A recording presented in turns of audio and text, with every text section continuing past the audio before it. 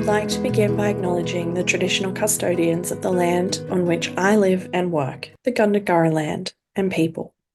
I pay my respects to their elders, past, present, and emerging, and extend that respect to all Aboriginal and Torres Strait Islander people.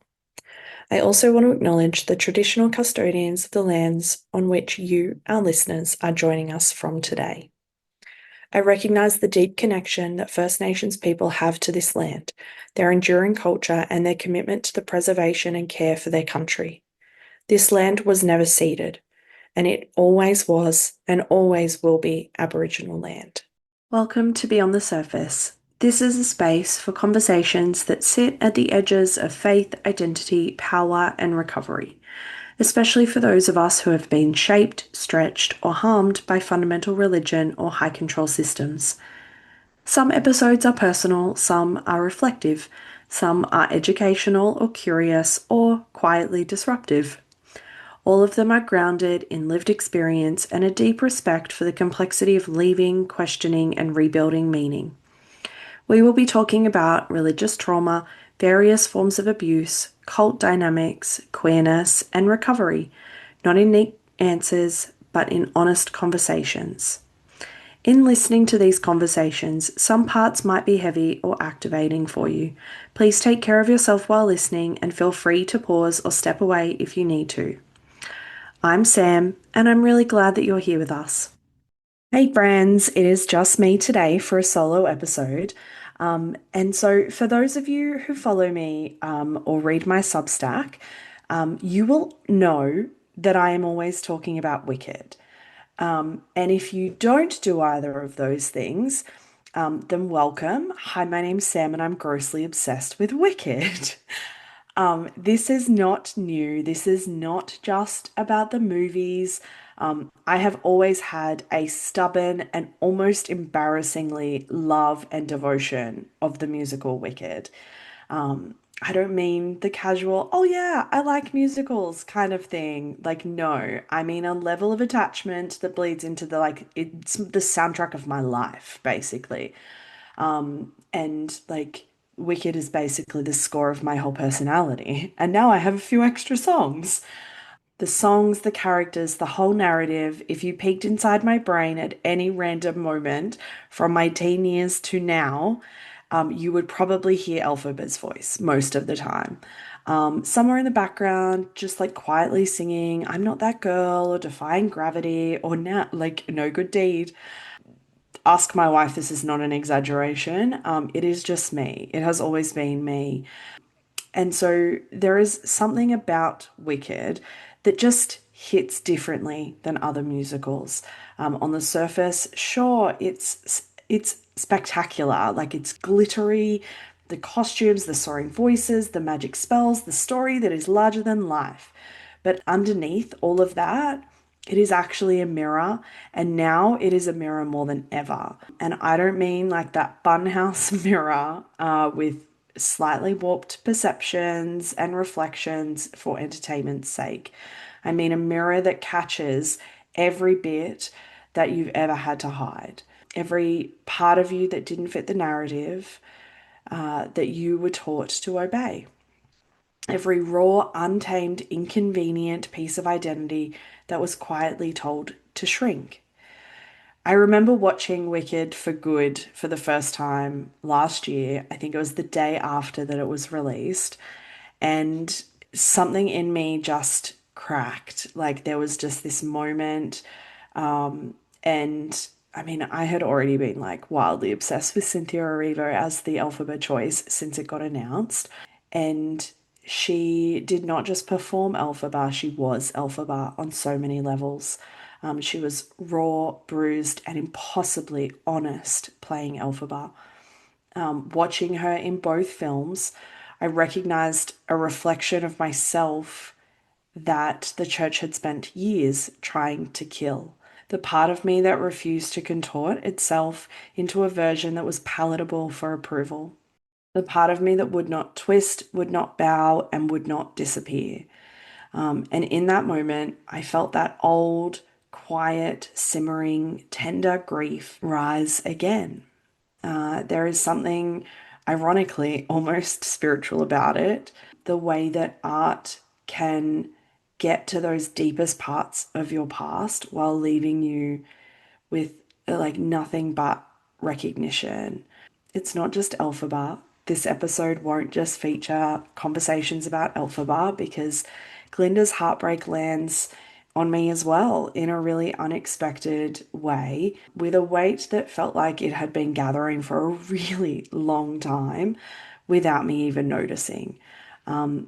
There is a real grief in watching someone that you love and have loved cling to a system that demands your obedience, even when it costs them and even when it costs you. I've been Glinda. I've known Glinda. I've loved people who were Glinda. And watching her, seeing the pain of loving and not being able to follow, of wanting to stand with someone but being so tightly bound by fear and obedience, well, that was just like looking at 1,000 fractured relationships in slow motion. It's not always a fun time. And it is impossible to untangle the love from the grief in that moment. They're inseparable. They're two sides of the same coin. That's the thing about Wicked. It doesn't let you just enjoy the story. I mean, you can, but you will miss some of the nuance and some of the depth attached to it. For those of us who have existed in high control religion, it forces you to confront those splits, the internal divide between who you were told to be and who you actually were. It shows that impossible grief of choosing yourself in a world that insisted that you exist to only serve, comply, and to bend. This is not just fantasy magical music, it's an emotional roller coaster. And for anybody who has left high control systems, it is uncomfortably and heartbreakingly precise. There's an emotional pull that makes Wicked feel unavoidable. Every time I watch it or listen to it, I'm walking into something that I know will hit me. I'll notice a lyric, I'll notice an intonation, a word, a like a costume, a facial expression, a body language. Some of those will hit me gently. Some of them will be like a punch to the chest. But every time I finish watching, I carry pieces of that story with me. I'm reminded that survival comes with cost, that liberation is messy, that grief and joy are inextricable, and that stepping into yourself despite the cost is the only path to breathing fully again. Wicked isn't just a story I watch, it's one I inhabit, it's one that I've lived in so many ways. And in inhabiting that story, I inhabit myself. The survivor, the queer child, the one who refused to shrink, the one learning to live with grief and liberation side by side. Every viewing reminds me that this story is mine. It's yours. It's so many people's. It belongs to all of us who ever dared to step into ourselves, fully, painfully, and unapologetically. So I want to talk about Elphaba a little bit. Everybody knows that I like froth over Elphaba. She's like, she's top tier. Because Elphaba isn't compelling because she's edgy or different or green or whatever you think. She's compelling because she's honest. And in a system built on control, honesty is basically a criminal offense. It's kind of treated as such. And so, what I always want people to understand about Elphaba is that she doesn't become dangerous because she starts doing evil things. She becomes dangerous because she refuses to keep playing the part that she was assigned. That's it. She's just not compliant anymore. She's not fitting the mold anymore. She's stepped outside of the mold, and that makes her dangerous. And so, if you grew up in the church, especially if you were queer in church, you know exactly what I mean.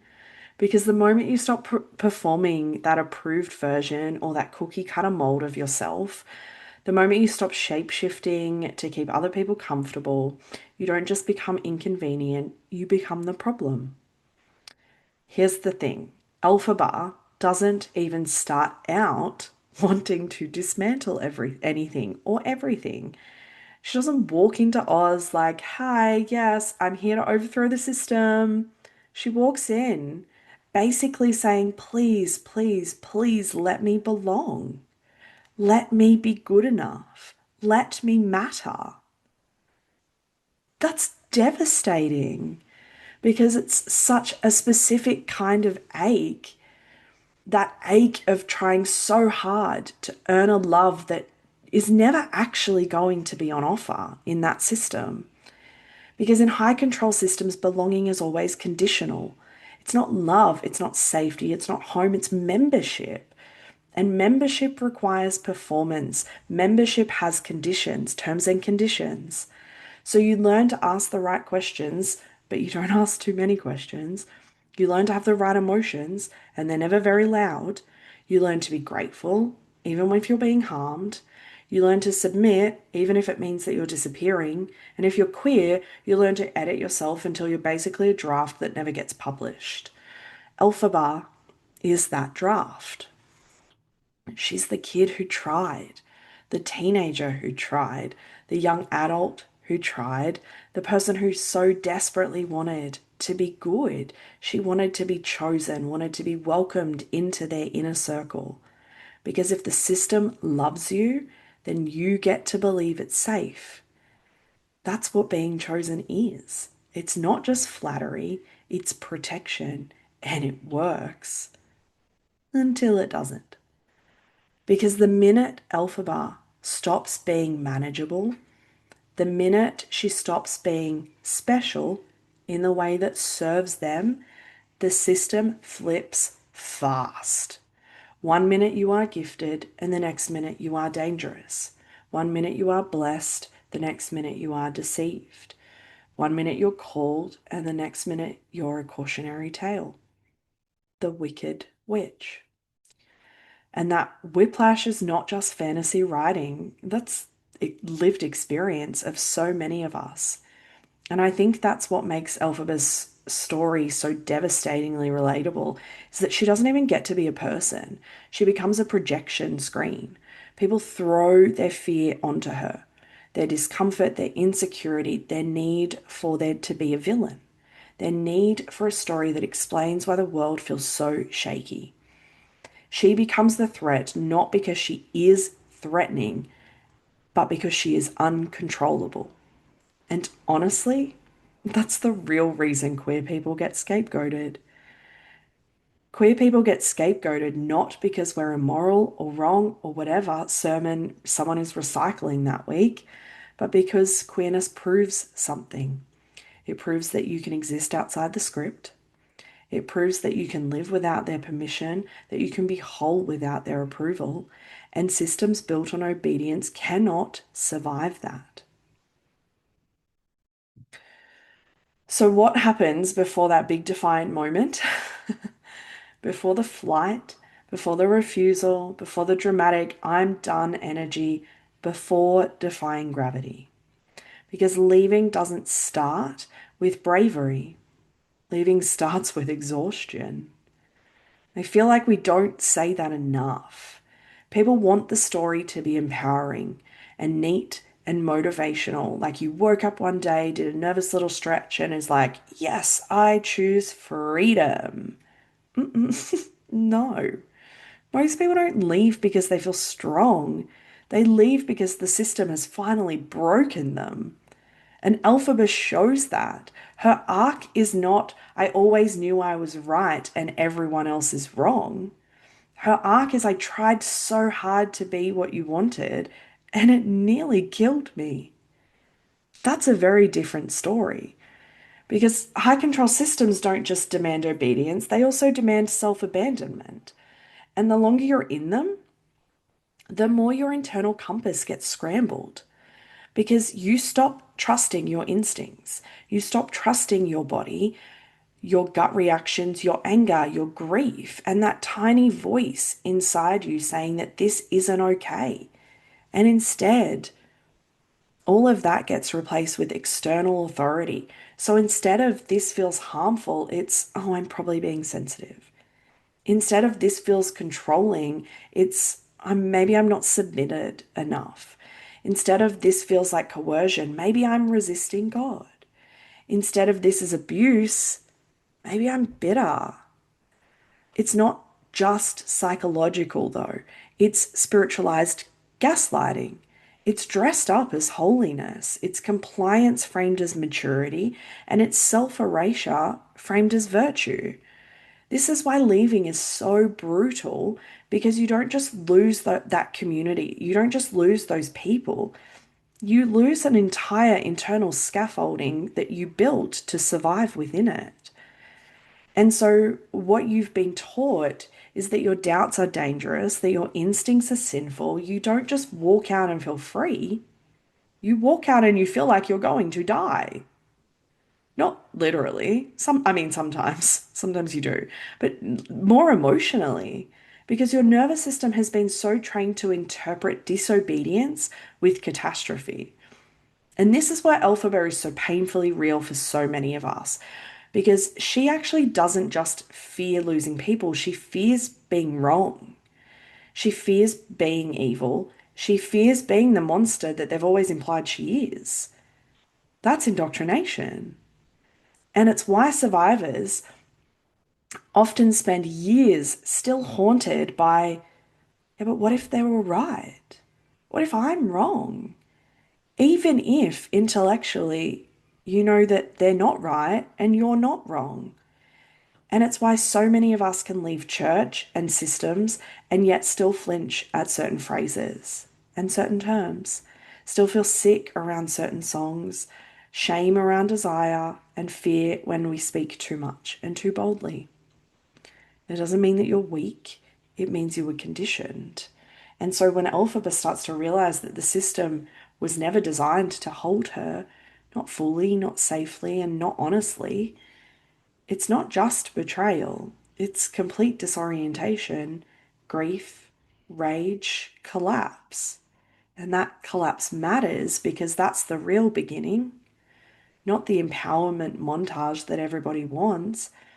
It's the moment that you can't pretend anymore. And what I'm going to say, some people may not love. They may not love this point, which is that if you think defying gravity, now don't get me wrong, banger, defying gravity is an absolute banger. But if you think defying gravity is just a bad bitch empowerment moment, then you are missing the point so aggressively that I almost want to take your Spotify away. Yes, defying gravity is iconic. It slaps, it's incredible. Cynthia like took it to another level. It makes you want to stand on a chair and scream, sing like you're auditioning for the role that you would absolutely not survive vocally because let's be honest, very few of us would. It's not just triumph. That song is grief. It's the sound of someone realizing that there is no way to stay in this system and stay alive.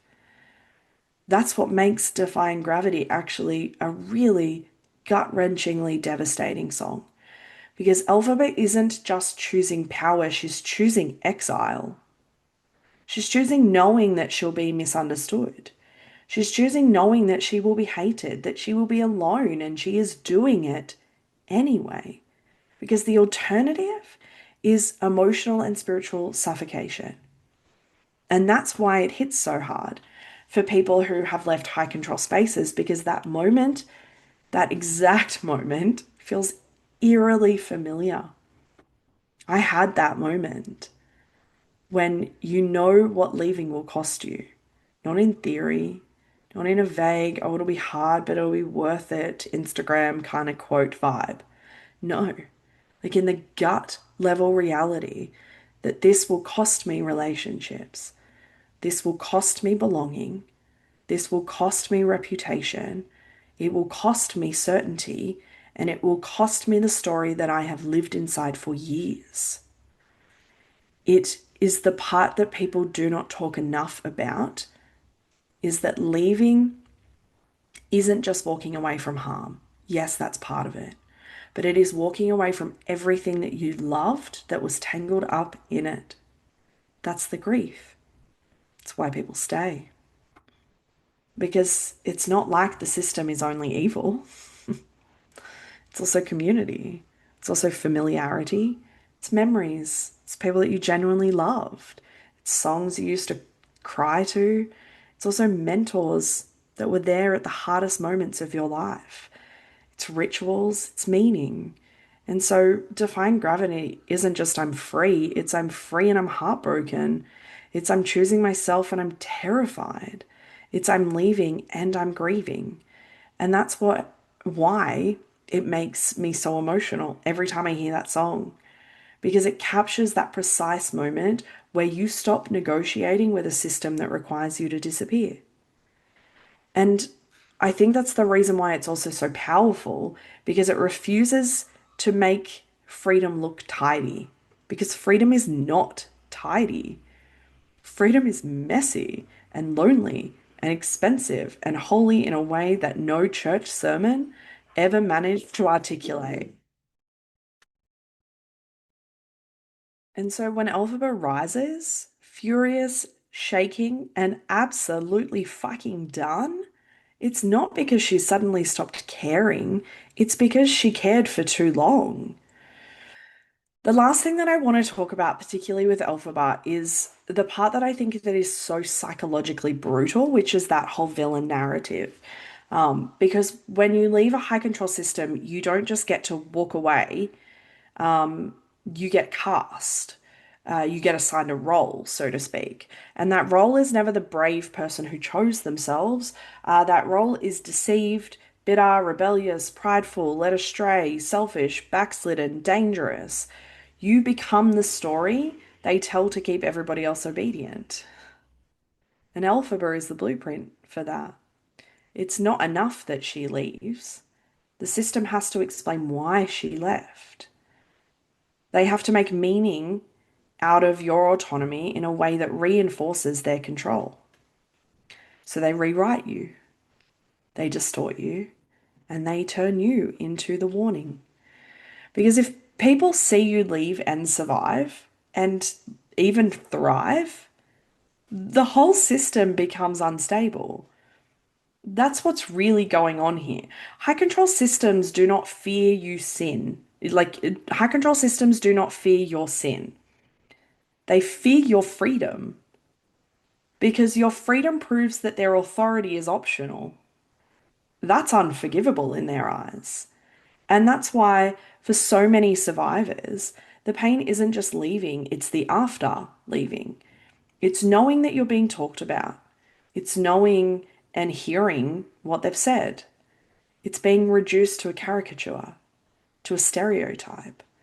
And it's watching people who used to know you, sometimes intimately and deeply, suddenly treat you like you are contagious. It's seeing your goodness erased because it no longer serves that narrative. And the hardest part of that is that you don't get to defend yourself out of it, because it's actually not about your character. It's about their fear, their investment, their denial, and about the fact that if they acknowledge your truth, they have to question their own. And that's too much for most people, let alone too much for systems of control. So that's what Oz does. They pick a villain and they stick the whole community's discomfort onto them like a dartboard. Alpha becomes the wicked one because she refuses to keep pretending. And survivors know that feeling intimately.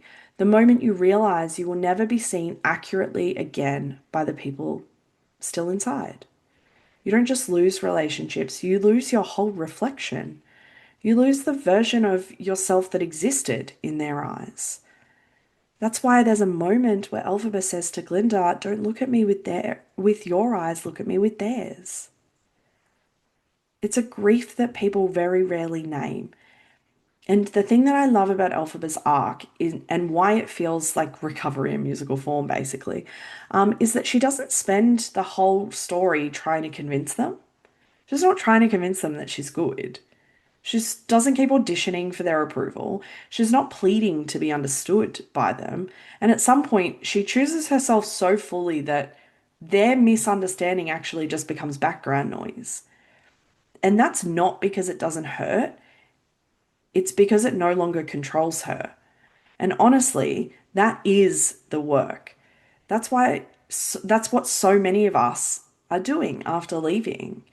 We're not trying to be forgiven for leaving. We're not trying to be reaccepted, but learning to live without needing their permission to exist. Okay, it's time we talk about Glinda because in this conversation, Elphaba gets a lot of airtime and fair. But Glinda is actually really important here, particularly in conversations around high control systems. And I want to say this up front because I feel like it is important. I have absolutely no interest in turning Glinda into a villain. If that is the story and the narrative that you have, you are not going to hear that in what I am about to say. I am not here for the hot take that Glinda is actually the real evil, because honestly, that's a really lazy analysis dressed up as feminism.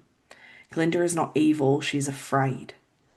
And if you have ever been loved by someone who couldn't choose you, you know exactly why that is a different kind of heartbreak. Elphaba's pain is the pain of being scapegoated, othered, and rejected. It's loud, it's visible, it's dramatic. You can point to it and you can say, yeah, that's harmful. That's really shitty. Glinda's pain? Glinda's pain is quieter. That's why it sneaks up on you. It's why people actually still see her as the villain. It's the pain of being shaped into the perfect system girl. The one who smiles when she's dying inside. The one who knows what to say. The one who's being rewarded for being palatable. The one who benefits just enough to keep believing it's fine. Glinda is what happens when the system works for you, at least on the surface anyway. And I think that's why her arc lands like a bit of a punch to anyone, to like a lot of us who have left church, because she actually represents the people who stayed behind, the people who loved you. They might have even admired you, but they couldn't risk their safety to follow you out. She's the friend who whispers, I'm proud of you, and then goes quiet when other people are watching. She's the family member who says, I don't agree, but I still love you, and expects that to be enough. She's the mentor who cries with you in private and then votes against you in public.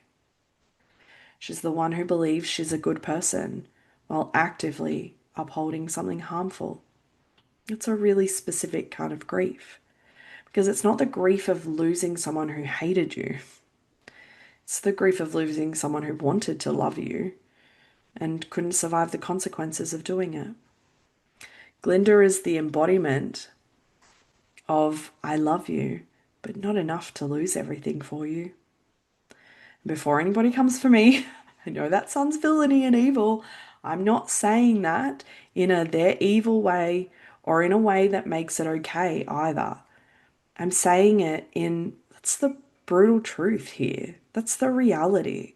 Because when you leave a high control system, you start to learn something that is devastating but actually really clarifying, which is that people don't just choose belief systems because they believe them. They choose them because those systems provide safety, belonging, structure, identity, certainty, social protection, community access, and sometimes literally their whole life. And so, for someone like Glinda, who is rewarded by that system, who is protected by that system, who is adored by that system, leaving isn't just a moral decision. That's an existential threat, basically.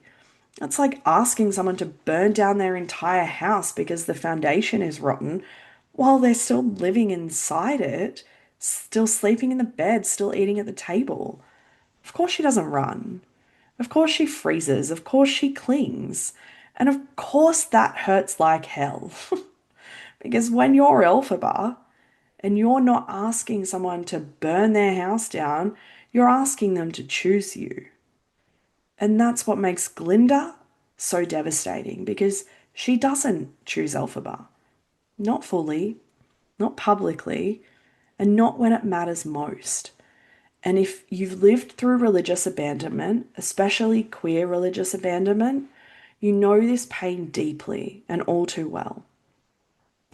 It is the pain of being left behind, not because you weren't loved, but because the system was loved more.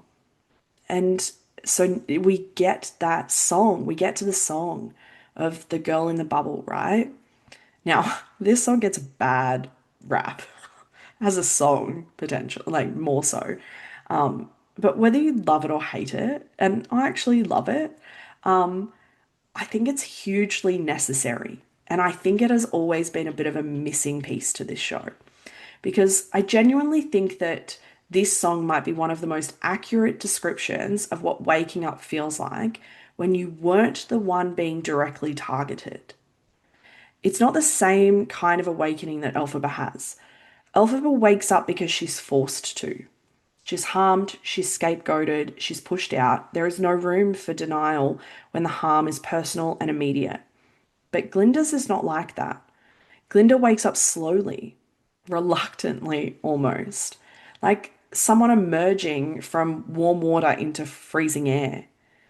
The thing about that kind of waking up is that, again, it is not empowering, it's terrifying. Because when you're in the bubble, you don't experience the system as violent. You experience it as normal. You experience it as safe. You experience it as it's just the way things are. And that's why Glinda's story is actually so important here because it shows that indoctrination isn't always about being abused. Sometimes it's about being rewarded. Sometimes the system doesn't need to punish you. It just needs to keep you comfortable enough to never question. And that's where Glinda's pain becomes really psychologically fascinating, actually, and very, very real for many people. Because when the bubble starts to pop, she isn't just grieving injustice, she's grieving herself. She's grieving the identity that she built inside the system, the version of reality that made her feel safe, the story where she was good, where she was loved, where she was doing the right thing. And suddenly she has to confront something that is almost unbearable. What if I was wrong? What if I was complicit? What if I benefited? What if my goodness was actually just obedience with better PR? It's not a cute thought on the surface. Yes, she's, pretty in pink and singing in ungodly high notes. But that's a moral earthquake for someone.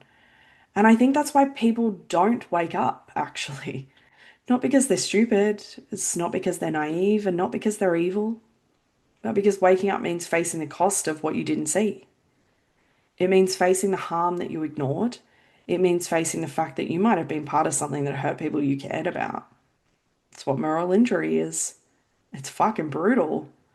It's the injury of realizing that you participated in harm, even passively, even indirectly. And now you have to live with that. We all do. I do. I was part of that system. Remember, I mentioned I was Glinda once upon a time. And so Glinda is the poster child for that moral injury.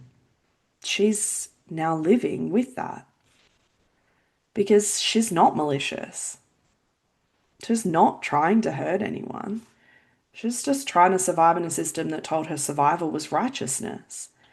And when the truth starts creeping in, when she starts noticing what she can't unsee anymore, it doesn't just change her view of the wizard or of Oz, it changes her view of herself. And that is the hardest kind of awakening.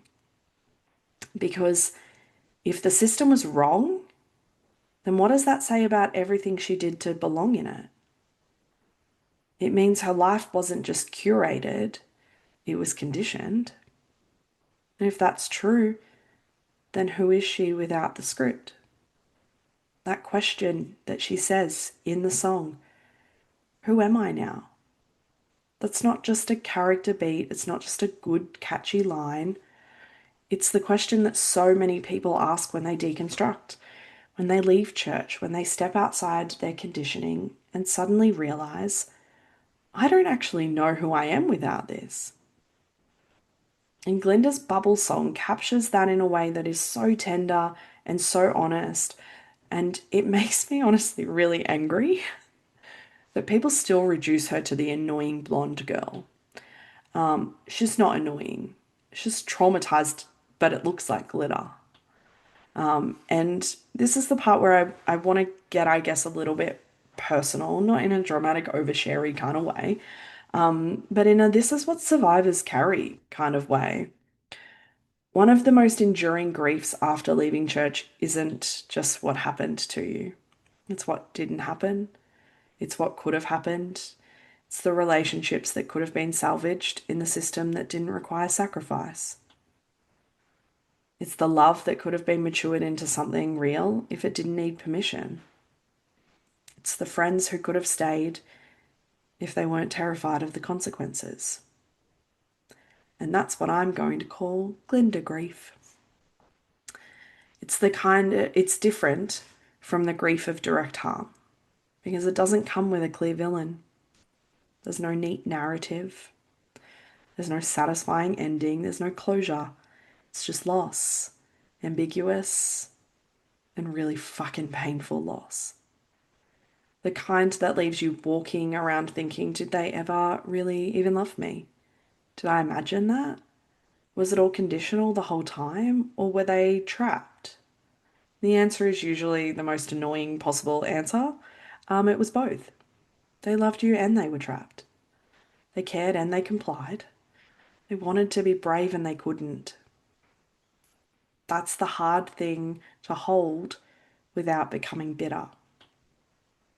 And I was bitter for a while, but and bitterness was easier, honestly. Bitterness gives you clarity, it gives you a villain, it gives you a clean emotional narrative, but Glinda grief is messy. It's sitting with the truth that some people are not safe enough to choose you, even when they love you. And that hurts in a way that I don't think people understand unless they've lived it. Because it means that you're not just grieving them, you're grieving the version of them you needed, the version who would have stood up, the version who would have said, I'm coming with you, the version who didn't need a pastor's approval to love you properly. And that's why I think Wicked hits so hard for survivors, because it gives us language for grief. It shows the ache of loving someone who stays. It also gives us permission to stop romanticizing loyalty, because loyalty inside a high control system is not always and very rarely love. It's fear dressed as virtue and conditioning dressed as conviction. It's survival masquerading as faithfulness. And when you leave, you start to see that loyalty differently. Not immediately, but eventually. You start to realize how often it's used as a weapon, how often faithfulness means obedience, and how often community actually just means compliance.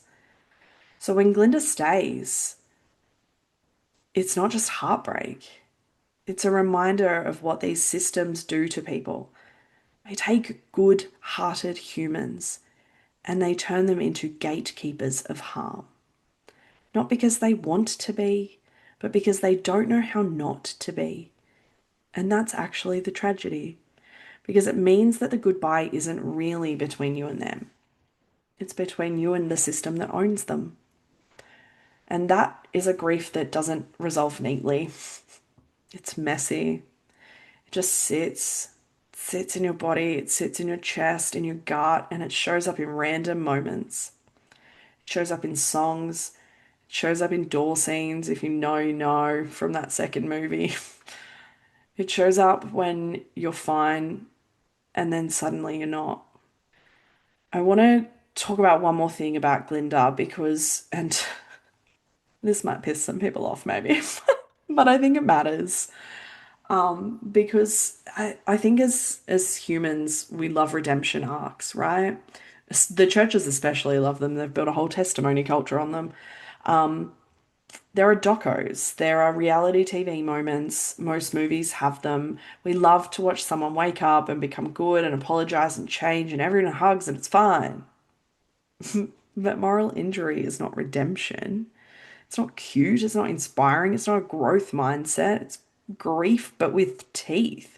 And not like blunt ones, like with vampire fang teeth. And Glinda's story shows that. It's not in a moralistic way, but in a painfully human way. Because the reality is that if you were someone who fit the mold in church, if you were rewarded, protected, and praised, waking up is not just, oh wow, I've learned something new. I'm so glad I know that now. It's confronting. It's confronting the fact that your safety was built on someone else's exclusion. It's confronting the fact that you were fine because someone else wasn't and they were scapegoated. It's confronting the fact that you didn't have to question the system because the system wasn't questioning you. That is a horrific thing to face. And I want to hold this with nuance because this is where people get defensive, right? I'm not saying Glinda is evil for benefiting. I'm saying it costs something to realize that you benefited. And once you see that, you can't unsee it. And then you have to decide what kind of person you want to be. This is where I think Glinda becomes actually a really powerful symbol because, especially for people who are still in church, but maybe they're starting to wake up. Maybe they're starting to see that people are being directly harmed. Maybe they're starting to feel and see those cracks. Because waking up means sacrifice. It means losing comfort, approval, safety, and it means risking becoming Elphaba in someone else's story. Because that's what happens. If you wake up, Glinda becomes an Elphaba in someone else's story. Because again, remember, the narrative changes. And so that's why so many people stay in that bubble because even when it starts to suffocate them, leaving isn't just leaving, it's becoming othered now. And for someone like Glinda, who has been loved for being good, becoming other is terrifying. She has never been the other. She's never been treated as the other. So her moral injury is not just sadness, and maybe yours isn't either. It's an identity collapse. It's the death of self that she built to survive that system. And I think that's what actually makes Glinda quite compelling, actually, is that she represents the cost of staying and the cost of waking up. Because staying costs your integrity, but waking up costs your belonging. It's not a fair choice. It's not neat. It's not poetic. It's actually just brutal. There's no positive spin we can put on that. We can throw some glitter on it. It's still brutal. It's why I don't villainize Glinda. I grieve her. I grieve what systems do to people like her. People who might have become brave if they weren't trained to confuse safety with goodness. And I grieve the fact that so many survivors don't just lose the system, they lose their Glindas. The people who loved them but couldn't step out. The people who were changed by them but not enough to follow. And honestly, I think that's the most heartbreaking part of all. Okay, I want to zoom out a little bit now and not necessarily talk specifically about Glinda or Elphaba, because Wicked is not just a story about two women and their friendship. It's not even a story about scapegoating and othering. It's very explicitly a story about power and control. And not the kind of power that's like dramatic and obvious. It's not the kind of power that kicks down doors or anything like that. The wizard doesn't need to. He doesn't need to do that because his power is the way that power actually works most of the time. He's the branding, the narrative, the PR, the guy behind the curtain going, don't look too closely at the facts, look at the vibe. And I want to pause here because, like, if you grew up in church, that sort of like peeking behind the curtain has like a connotation there. And particularly if you existed in evangelical, charismatic, fundamentalist spaces, you've met this guy. Maybe not literally, but you've met his energy. The wizard is that leader who speaks in certainty. He's the Joel Osteens, the Brian Houstons, the Bill Johnsons, the Judah Smiths, the Carl Lentzes. Like, he's the charismatic visionary who can't actually answer a direct question without spiraling into about 16 metaphors that don't make sense. It's the guy who says, God told me, so no one can challenge him without challenging God. He's the guy who makes you feel special for being chosen while quietly controlling the whole room. He's the system that survives because it doesn't just demand obedience, it convinces you that obedience is your own idea. That's why he's so terrifying.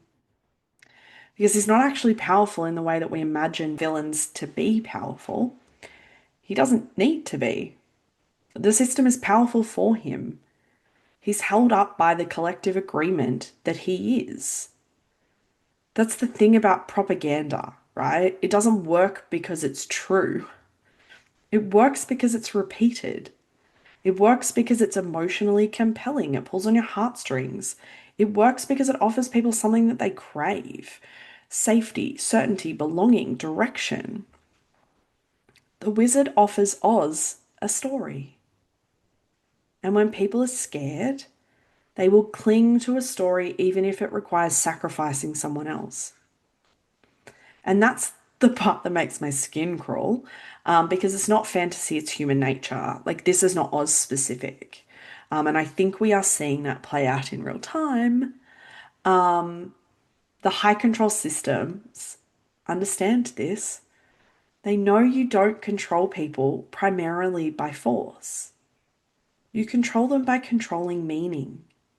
You control them by shaping the narrative of what's good, what's evil, what's safe, who's dangerous, who belongs, who doesn't. You create a story where you are the hero. And then you create a monster. Because monsters are useful. Monsters unite people. Monsters give people something to hate together. Monsters distract people from asking why the wizard is in charge in the first place. He says it in the movie. You gotta give people a good enemy. Monsters keep the crowd looking outward instead of upward. And I don't know about you, but as someone who works with survivors of high control religion, I can't watch The Wizard without thinking, oh my God, it's just church leadership strategy in sequence.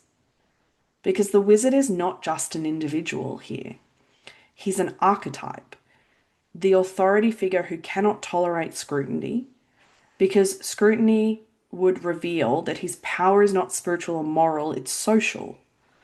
It's constructed, it's curated, and it's upheld by fear. And the most devastating part of that is that he doesn't even need to be competent. He just needs to be convincing. And again, I'm pretty sure we're seeing that in real time, guys. He doesn't need to be competent, he just needs to be convincing. That's the horror. And I want to say this very, very clearly because I think people will underestimate how much damage that actually does. When you grow up in a system where truth is dictated from the top down, your nervous system learns that safety is found in agreement, not in reality. And so then you spend years afterwards trying to relearn something that is painfully basic. Truth is not what the loudest person says. Truth is not what the crowd agrees on or what makes people comfortable. Truth is what is true, even if it costs you. And so I want to mention a few things, but I want to start by talking about the scapegoating that we've been talking about a little bit already. Because scapegoating isn't just something that happens to Elphaba, actually. Scapegoating is literally the central mechanism that keeps Oz functioning. And I know that sounds dramatic, but it's actually not. This is how high control systems stay stable. They require a villain, they require an other, they require someone to carry the anxiety of the group.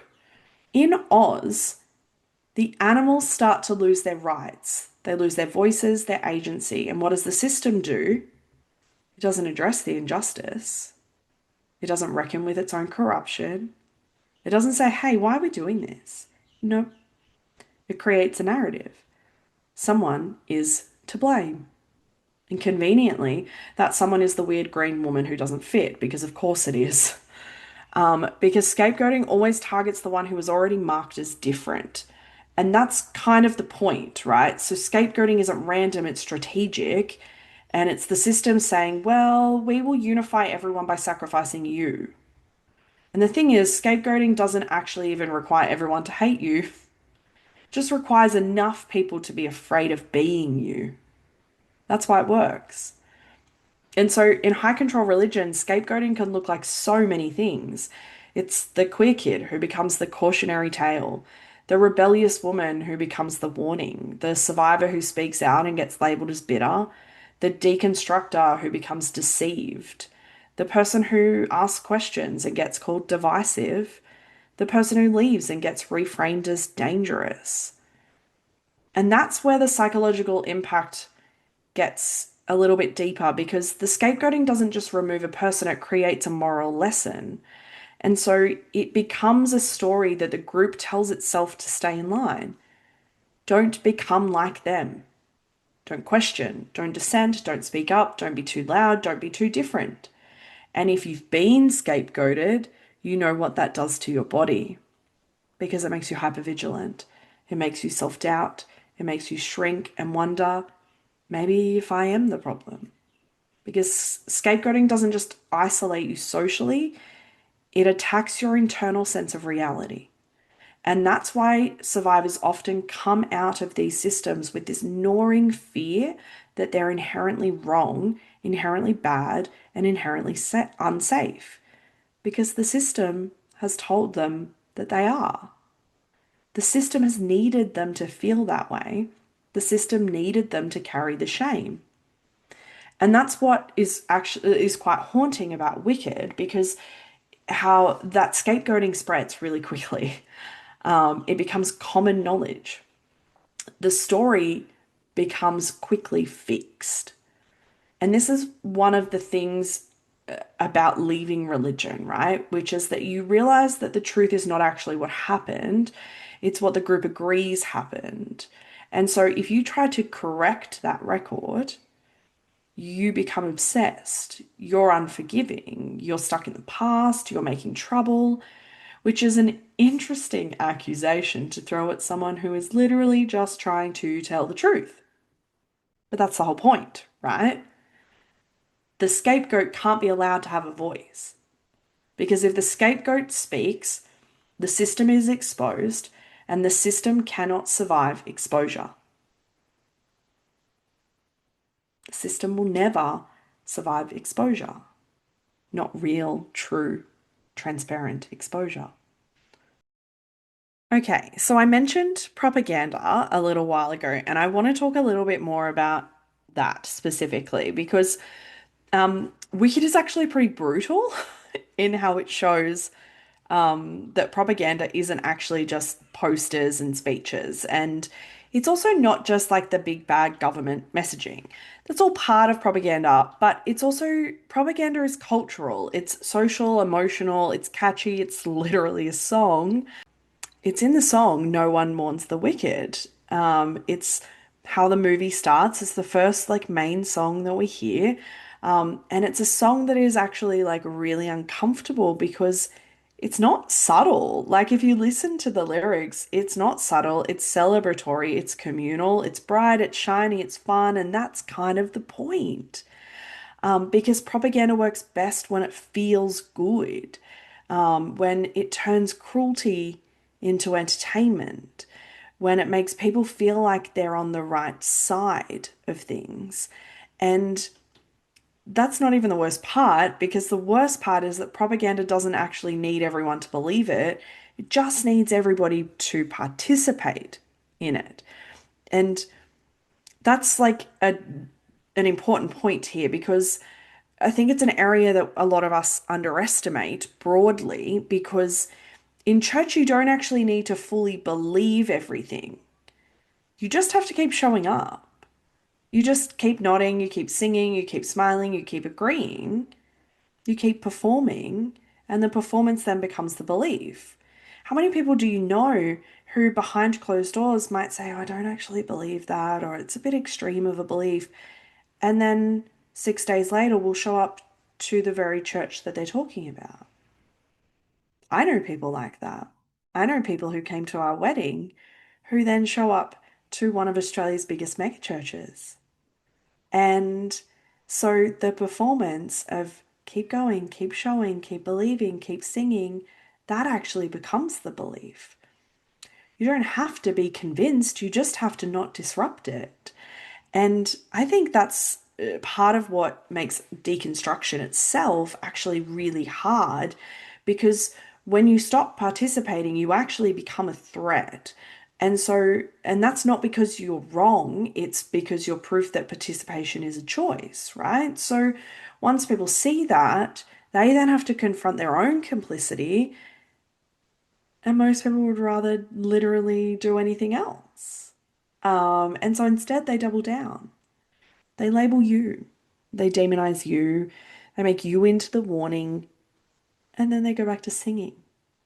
And I think that's something that's so like viscerally accurate about the way Wicked shows the whole society uniting around this narrative that is like fundamentally untrue, and how quickly that truth becomes history. Because that's what propaganda does. It rewrites reality in real time, and then that rewritten reality becomes history. And so, if you've left religion, you know that rewriting. You know the way that the story changes after you leave. You've probably heard it. If not, you've heard it about other people. And so, suddenly, you were never really faithful. You're always difficult, hurting people. You're always in rebellion. And it's like they need to retroactively justify the very reason why you're gone. Because again, if your leaving was legitimate, then what does that say about them? So the story becomes that you left because you wanted to sin, or you left because you were offended, you left because you were deceived, or you were never truly one of us, you were never really a Christian after all. And then people repeat it and repeat it and repeat it. And not necessarily because they're even malicious, but just because it's easier. It's easier to accept the story than to face the complexity of what it might actually mean. It's easier to sing the song than to sit with the grief. It's easier to call someone wicked than to admit that maybe you participated in their exile. It's that's what makes No One Mourns the Wicked so brutal. It's basically a public ritual of collective denial. And so it's a society that's congratulating itself for not having to reckon with what they did. And I think survivors watching that don't just see Oz, they see every church that rallied around a leader after abuse allegations and not the survivor. They see every congregation that framed that survivor as divisive and bitter. They see every friend group that iced someone out and then called it boundaries or Christian love. They see every family system that chose comfort and doctrine over truth and love. It's not subtle, it's painfully familiar for so many of us. And I want to sort of like land this section with something that sits heavily because that's truth, right? Because like what propaganda is not truth, and it doesn't need to be truth. And so we could ask this question that is like one of the most important questions for anyone I think who is leaving religion, leaving a cult system, or leaving any sort of like high control space, which is like, what even is truth when truth is controlled, right? And so in Oz, truth is whatever supports the wizard. Truth is whatever he says behind his little curtain and mask. And I mean, I'm not really going to go into too much detail about her, but I do have a Substack about her. But truth is also whatever Madame Morrible decides is something that she's willing to sort of like master manipulate and puppet string because she's a really important factor here as well. Truth is whatever maintains order. It's whatever keeps people afraid of the right things. It's what keeps the system intact. It's and so like what I love about Wicked is that it doesn't pretend that it's just a fantasy problem. It shows up the psychological reality that we are all living in, guys. And so when a system controls truth, dissent becomes evil, not wrong, evil. And that matters here. I'm making a point here because that matters. Because wrong can be debated, wrong can be discussed, wrong can be nuanced, but evil needs to be destroyed. Evil needs to be exiled. Evil needs to be silenced. And that's what high control systems love moral language so much because it turns disagreement into danger. And so once disagreement becomes danger, then you can justify just about anything. You can justify shunning, exclusion, coercion, abuse, discipline, in inverted commas. You can justify conversion practices, family cutoffs. You can justify trauma, and they are all justified in the name of righteousness. And if you've left these systems, you know how disorienting it is to suddenly realize that truth wasn't actually truth at all. It was consensus, it was compliance, and it realistically was just the story that won. And so when you step outside of that, it's like the whole world goes quiet for a second because that's when you start to realize, oh, I was trained to distrust my own knowing. I was trained to outsource my discernment, to interpret discomfort as conviction, to interpret fear as the Holy Spirit, and to interpret shame as love. And then when you finally start listening to yourself, well, that feels weird and confusing, and sometimes it feels wrong and like you're doing something forbidden. And that's why leaving is so hard, not because you don't know what to believe, but because you were learning to trust your own mind again and to not see it as the very risk that you have always taught it to has have been taught it to be. You are learning to be loyal to your own reality and to say, I don't actually care what the group agrees on. I care what's true now. And yes, it's a liberation, but it's the kind of liberation that doesn't look like glitter, again, to use that analogy. It looks like grief. It looks like rage. It looks like loneliness. It looks like rebuilding your whole internal compass from scratch, which is why Elphaba becomes such a threat to them. Not because she's powerful, though she is, but because she refuses to participate in the lie. And a system that is built on a lie cannot tolerate a person who cannot perform the lie. So the system does what systems do. It labels her wicked. It tells a story, it sings a song, and the crowd claps along. Because the truth is, most people don't actually want truth. Not really. They want comfort, they want safety, they want someone else to decide what's right. And Wicked is one of the rare stories that says yes, and that's how harm becomes normal.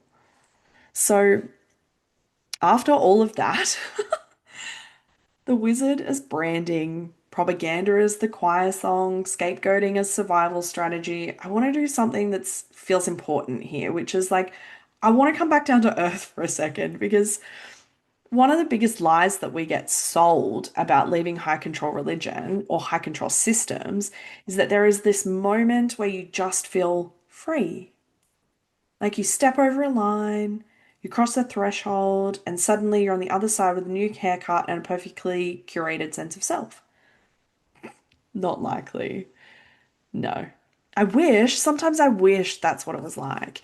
But no, because leaving is not a clean break. It's anything but.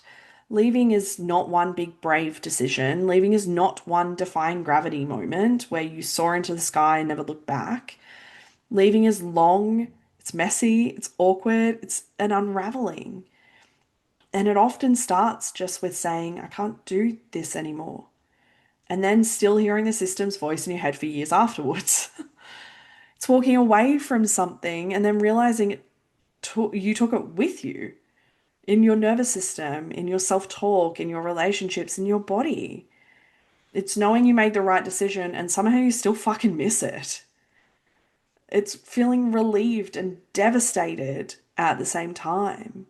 It's having days where you feel so grounded in your freedom and days where you feel like you are doing something wrong simply because you exist outside of it.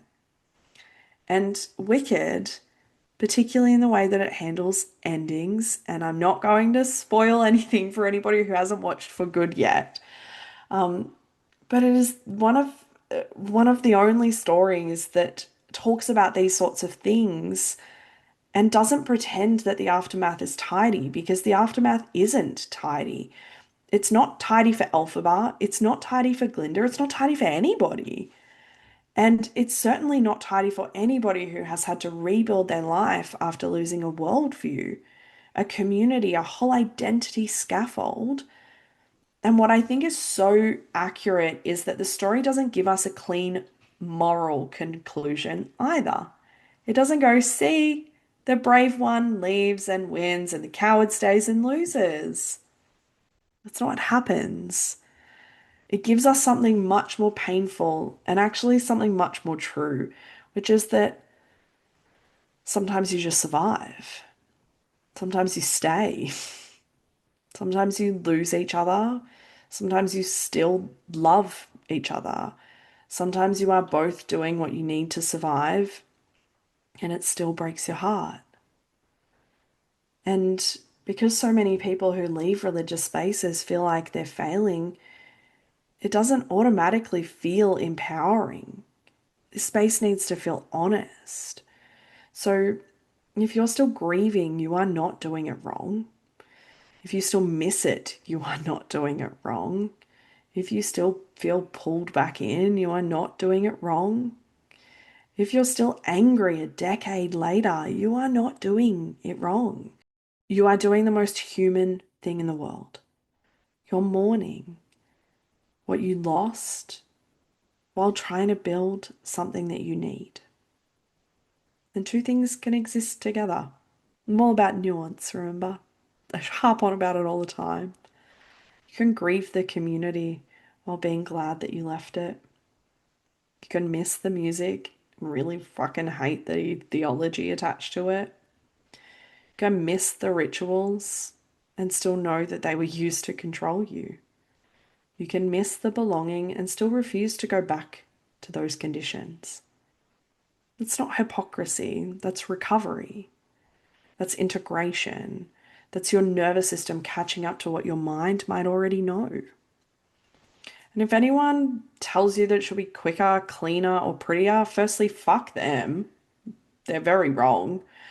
Because they're lying. They're either lying through their teeth or they've never had to start over from scratch. Because starting over is not glamorous. Starting over is eating cereal for dinner because you're too emotionally fried to cook. Starting over is losing friends and then realizing you don't even know how to make new ones outside of a church system. Starting over is questioning your own intuition because you were taught your intuition is sinful. It's learning how to make decisions without a spiritual authority hovering over your shoulder or going to three people to get confirmation. Wicca doesn't give us that fantasy of clean liberation. It gives us something much more honest, that freedom has a cost, that it's a learning curve, that there's grief, that there's more learning, that there's this slow, quiet, steady thing where you just begin to trust yourself again. Not in one moment, but 1,000 small ones of learning and learning and more learning. Okay, there is unsurprisingly another section that I want to talk about. And if you have read any of my Substacks or heard me talk about Wicked or anything, I am sure you know what this is. I want to talk about For Good. The song, not the movie, not the second movie specifically, the song. Because if you are still here, you're still with me, you already know what I'm about to say, likely, which is that this song is an absolute knife to the heart. I am not kidding you when I say that watching this play out in cinema and hearing it for the first time with Cynthia and Ariana singing this and it play out with the cinematic nature that it did, was gut-wrenching and I sobbed my fucking face off, is the reality. Um, and what makes For Good so brutal is that it doesn't offer a single ounce of closure, pretty much. It offers acknowledgement. And it says, this mattered, this changed me, this cost me, this shaped me, and I don't get to undo it. And I think if that is one of the hardest parts of leaving high control religion, which is that you don't leave a place, like I've mentioned, you leave a version of yourself as well. You leave the version of you who was trying so bloody hard, who believed the promises, who was doing their best with the information and the conditioning that they had up until that point. And there is grief in that, again, like real grief, because sometimes the person you're mourning isn't the church, you're actually mourning you. And For Good captures that complexity, the way love can be real even if it is entangled in harm, the way that connection can be genuine even if it's inside a system that is unsafe, the way that relationships can shape you even if they don't last. And that's a hard truth because it's often taught in this very binary thinking, which is that either it was all good or you're ungrateful, or it was all bad and you're bitter.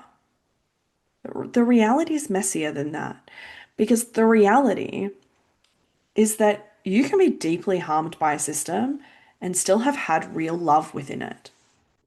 You can have been controlled and still have had meaningful friendships. You can have been indoctrinated and still have had moments of genuine spiritual comfort. You can have had your identity suppressed and still have experienced real belonging. And admitting that doesn't minimize the harm, it actually just honors the truth of the reality. The reality and the truth is that people stay in these systems for a reason, and not because they're stupid, not because they're weak, and not because they're evil, but because the system meets the needs that they have, like human needs. It gives structure and certainty and community and purpose. And so when you leave, you don't just lose bad theology, you lose a whole ecosystem. So when people act like leaving should be easy, I'm usually kind of like, you have no idea what you're asking of someone when you say those words. You're actually asking them to step into existential freefall. You're asking them to rebuild every ounce of meaning, to rebuild morality, identity, belonging, purpose, all without the scaffolding that they were handed and the only scaffolding that they ever thought they could use. For Good doesn't deny the cost of that. It doesn't pretend that Elphaba and Glinda can just move on like it was a phase. It acknowledges that relationships change us permanently, even when they end, even when they hurt, even when we have to leave. And this is where I think the song almost becomes a theology of change. Let's go with that. Not theology in a churchy way, but theology in a what do I believe about life kind of way. Because religion forces you to ask questions, right? What do I believe about love if love was conditional? What do I believe about goodness if goodness was compliance? What do I believe about truth if truth was controlled? And what do I believe about myself if I was told I was broken? And so For Good offers a pretty tender answer to some of those things. Maybe we don't get to keep everyone. Maybe we don't get to keep the old world. But we do get to be changed by what mattered, and we do get to carry what was real, and we do get to take parts of love that were genuine and build something better with them. Not because we forgive the harm or we're pretending like it didn't exist, but because we refuse to let the harm be the only story. There's this phrase in high control religion that I don't think gets talked enough about. And it's the phase that when you're not actively leaving anymore, but you're also not fully living yet. And it's just in the in between trying to become a person again. And I say that with full seriousness because high control systems don't just tell you what to believe, they tell you who you are allowed to be. the personality, like there's a script for your personality, your desires, relationships, body, gender, sexuality, future, career. So when you leave, you don't just have freedom, you have emptiness. And emptiness is terrifying because you have to decide what to fill it with. And I had no idea. And that's where people often get stuck. Not because they miss the church, though they might, but likely because they miss the certainty and the predictability. Because certainty is addictive. Certainty is soothing. It's our nervous system's drug. Our nervous system thrives on consistency and certainty. And so when you leave that certainty behind, it all panics. Our nervous system panics, freaks out, and our brain doesn't know what to make sense of it. Your brain goes, but what if we're wrong? What if we're evil? What if we are being deceived? What if we lose everything? And what if we're alone forever? I know they're big dramatic questions, but it's kind of what happens. And this is the part where, like, often the other people don't understand because from the outside, it just kind of looks like just stop going. But on the inside, it feels like I have to rewire my whole sense of reality. And so that's what recovery work becomes. It's weirdly intimate. It's because you start doing things that feel tiny but are actually revolutionary, and you start saying no and noticing what you like and what you want, and you listen to music without guilt. You start making decisions without praying for permission. You trust your gut. You start asking yourself, do I want this? Or was I trained to want this? You start feeling anger, real anger, and realizing that doesn't actually make you sinful or a bad person, it makes you alive. You start feeling desire and pleasure and realize that that doesn't make you dangerous, it makes you human. And you start feeling grief and realizing that that doesn't make you weak, it means that you've loved. And then it meant something. This is where Elphaba becomes more than a symbol of rebellion for me. She becomes a symbol of personhood. Because what she's really doing, to circle back, is not being edgy. She's refusing to be erased. And for queer survivors, especially, that's the core of it. We didn't leave because we wanted to be difficult. We left because we wanted to live. And I think sometimes people forget that queerness isn't just an identity, it's a refusal. It's a refusal to contort your love into something that is acceptable. It's a refusal to deny your own body and to betray your own truth.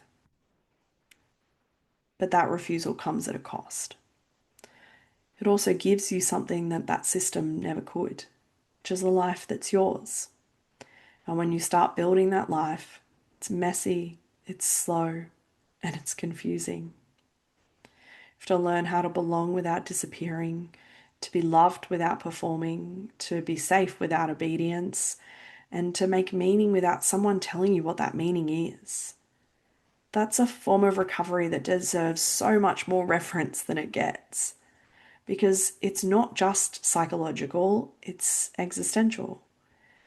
It's choosing yourself over and over, even when the old fear is whispering in your ear. So you might be thinking, is she ever going to stop talking about Wicked? No, probably not. But I am going to land this plane, right? I'm going to land it. So where do we land all of this? Because I don't want this episode to feel like a motivational poster that would kind of defeat the purpose of everything that I've just been talking about. And I'm not here to be like, and then you fly off into the sunset and everything is perfect. No, that's not how this works, right? But I do want to I do want to end with something honest and something that feels like a hand on the back, not a lecture. I'm not about lectures. And so here is what I think Wicked gives so many of us who have left. It gives us language for the unspeakable. It gives us a story where the villain is actually not evil at all. She's just unwilling to comply. It gives us a story where goodness is complicated, where love is real, but is not always brave enough, where liberation is anything but clean, and where you can be misunderstood, scapegoated, and still be right. And maybe most importantly, it gives us permission to hold two truths at once.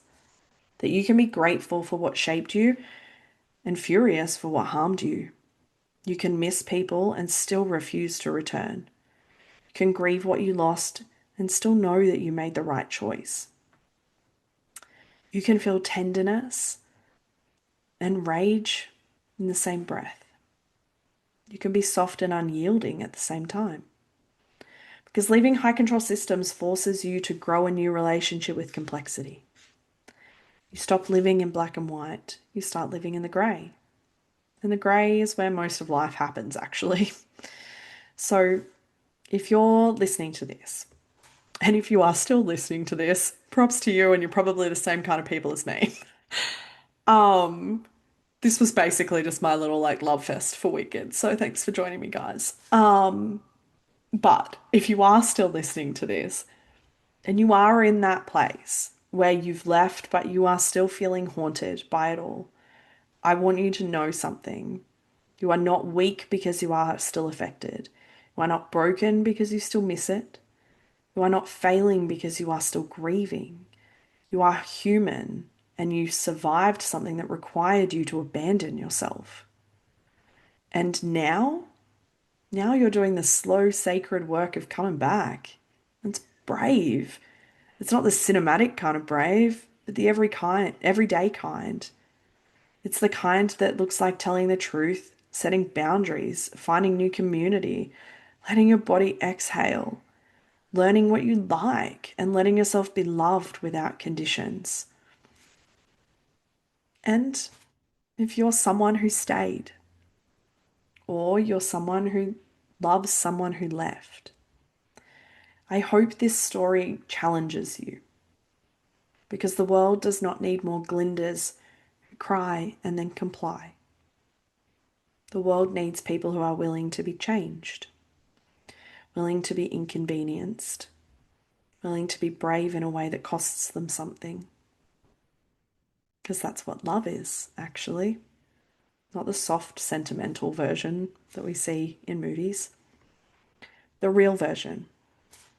The version that chooses people over systems. The version that refuses to let propaganda make monsters out of the honest ones. And maybe that's the most powerful thing in Wicked. The reminder that becoming yourself will cost you, but losing yourself costs you more. And if you're in that doorway, the one in between who you were and who you're becoming, I hope you hear this clearly, especially if you're queer. You are not wicked. You're waking up. And even if it hurts, even if you lose things, even if it's lonely sometimes, you are becoming real. And that's worth everything. Okay, take a deep breath, everybody. That's all from me. If you made it to the end of this episode, thank you for letting me ramble, rant, and emotionally unpack Wicked like it's a spiritual practice because honestly, at this point, it kind of is for me. And if you're sitting there thinking, I need more of this in written form, firstly, I love that for you. And you're my kind of person. And you are in luck because you can go and read not one, not two, but three articles over of my Substack about Wicked. One that I mentioned, which is actually specific about Madame Morrible, because now apparently I have decided that it's basically my entire personality now. So, and let's be honest, there'll probably be more to come. So, like, if you love that, head over there. Um, I don't know when, I don't know how, but I do know me, and I will absolutely always find another reason to write about Elphaba like she's my new Jesus because What would Elphaba do sounds pretty good to me, to be fair. Okay. Thanks for being here, friends. I'll see you next time. Thanks for listening to Beyond the Surface. If this episode resonated, challenged you, or named something you've struggled to put words to, I'm really glad you found your way here. You'll find ways to connect, learn more, and explore further in the show notes. As always, you are good, you have always been good, and your story matters always.